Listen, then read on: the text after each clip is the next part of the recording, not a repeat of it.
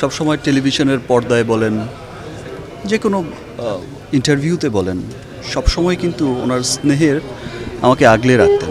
উনি বলতেন যে আমার চলচ্চিত্রের ব্র্যান্ড অ্যাম্বাসেডার। উনি বলতেন, অনেক কথা বলতেন, অনেক স্নেহ করতেন, কিছু দেখলে খুব অ্যাপ্রিসিয়েট করে বলতেন।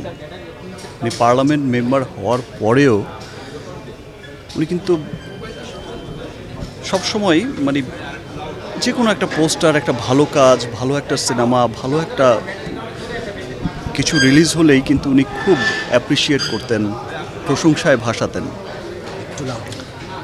আর ফারুক ভাইকে আমরা আসলে, ফারুক ভাই যখন প্রথম পার্লামেন্ট মেম্বার হলো, আমরা কিন্তু সবাই চলচ্চিত্রের মানুষ সবাই আশায় বুক বেঁধেছিলাম এবং ফারুক ভাই সেই দায়িত্বও নিয়েছিলেন এবং তিনি যতদিন সুস্থ ছিলেন তিনি কিন্তু করে গেছেন। এবং তিনি একটা কথা খুব বলতেন যে এরা সবাই আমার প্রাণের মানুষ। তো আমি এবং আমরা চলচ্চিত্রের যত মানুষ আছে সবাই ছিলেন তার প্রাণের মানুষ।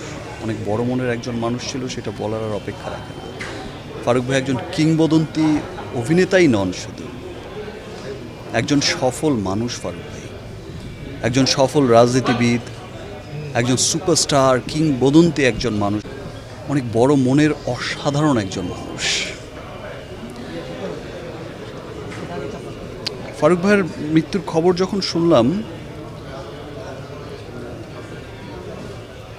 আসলে আমি সবসময় যখন কিছুদিন পরপর যখন খবর নিতাম তখন শুনতাম যে ভালো হয়ে গেছে, সুস্থ হয়ে গেছে, এই বুঝে চলে আসবে, এই কদিন পরেই আবার দেখা হবে। ছোট ভাই,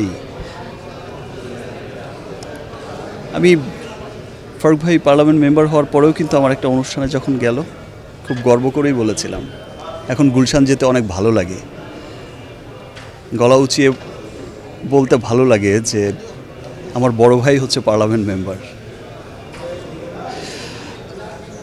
তো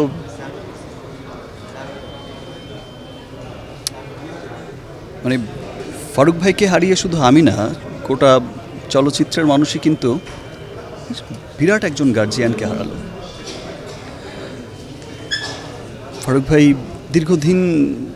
দীর্ঘদিন কষ্ট করছিলেন, এখন আল্লাহ তাকে শান্তিতে রাখুক, তার পরের জীবন অনেক শান্তির হোক, পরপারে তিনি অনেক শান্তিতে থাকুক।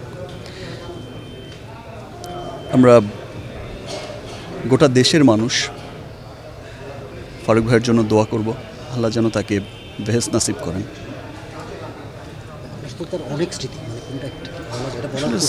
স্মৃতির কথা তো আর বলে শেষ করা যাবে না। স্মৃতিচারণ